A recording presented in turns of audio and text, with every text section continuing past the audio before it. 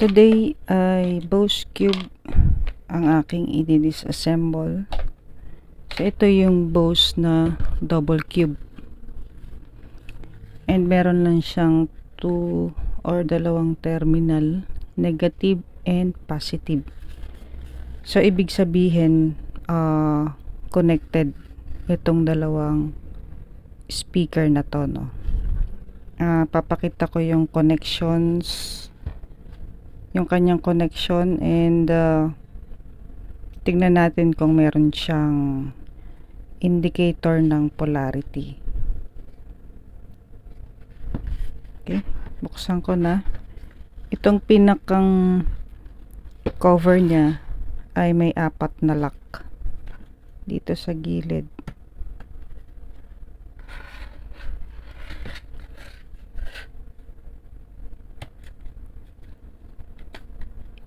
So, ayan. Meron siyang date dito, no? November 25, 2010. Ito, madali na lang buksan. So, dito yung mahirap tanggalin, no? Meron siyang glue.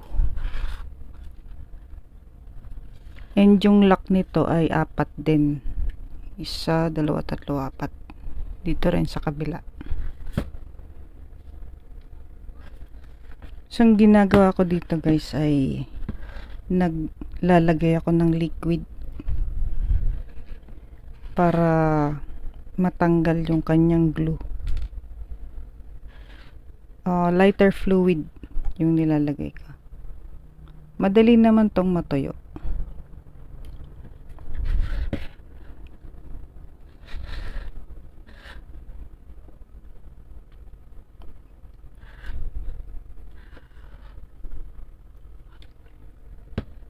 Yan.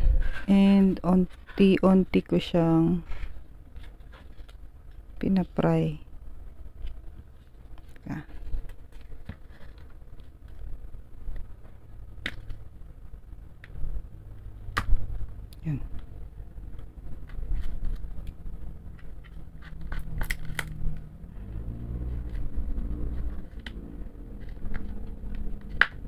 Kailangan yung manipis lang, na plastic.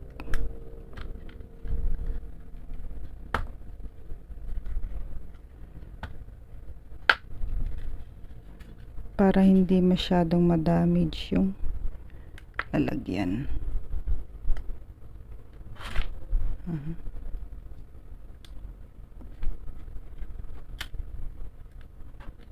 Ito mahirap tanggalin.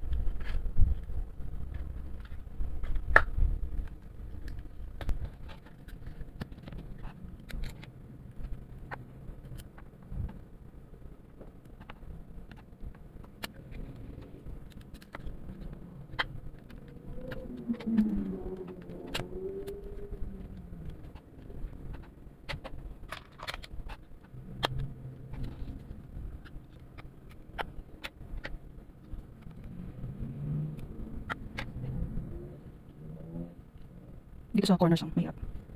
Meron pa kasi siyang dikit.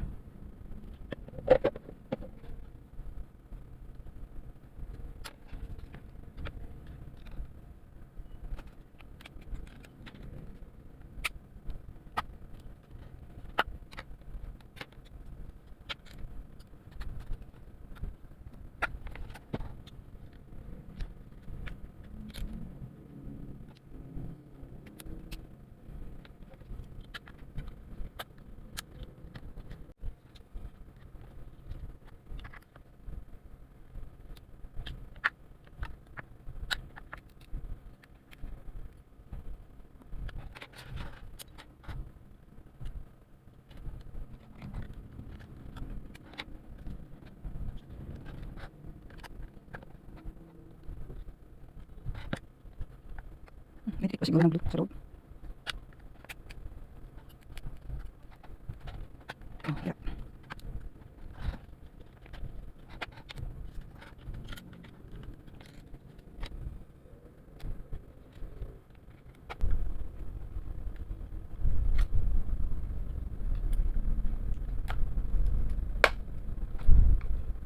Yun. Umangat na.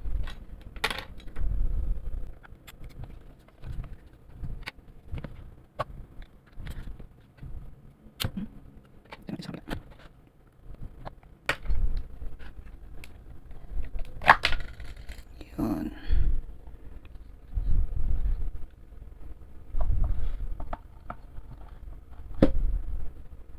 So, ayan.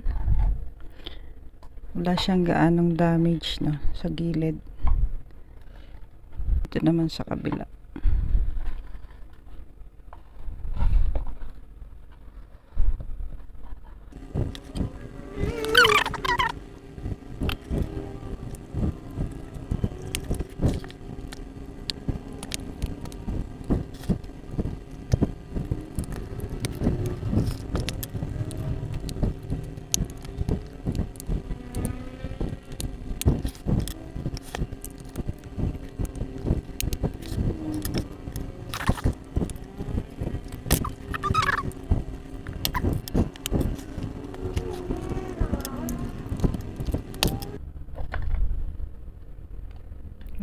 Okay.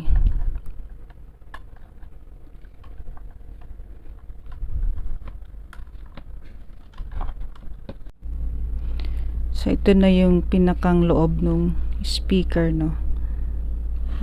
Wala siyang nakalagay na specs. Pero nakita ko sa Google ay 30 watts. 30 watts ang isang speaker. And yung impedance niya ay 8 ohms. Yung positive niya dito sa terminal, kulay red na. Nakakonect siya dito sa positive ng speaker. So may makikita tayo ditong marker, itong kulay black, kung saan nandun yung positive nitong speaker ng Bose. And then yung negative naman itong sa ibaba, nakakonect dito sa positive nitong speaker sa itaas. Negative nitong speaker sa itaas ay papunta dito sa terminal, no, dito sa negative or kulay black. So ito yung red, ito yung black. Ibig sabihin ay naka-series yung connection niya. Kung 8 ohms ito, itong dalawang speaker, no, so kapag series ay magiging 16 ohms yung kanyang impedance, and then 30 watts pa rin yung kanyang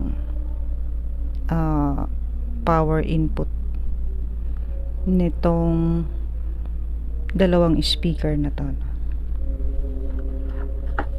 So ito yung kanyang loob, merong foam sa loob nito eh, ito.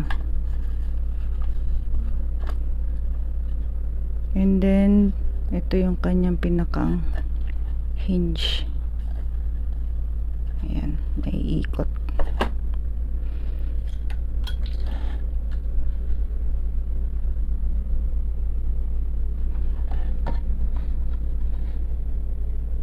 Ayan. So, isusoli ko na siya, no. Pwede nyo lagyan to ng glue ulit. Itong gilid. Pero naglalak naman to. May 4 na lock to sa gilid eh.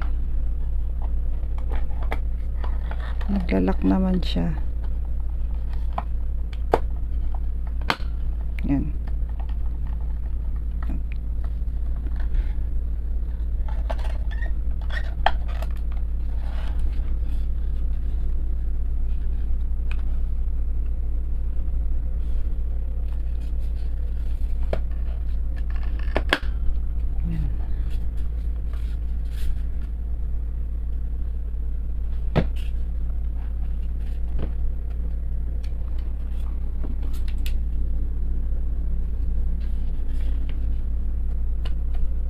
Tetestingin ko rin to dun sa ano, mini amplifier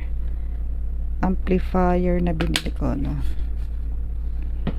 Ang output nun ay 100 watts, 50-50, kada channel. So dalawang channel 100.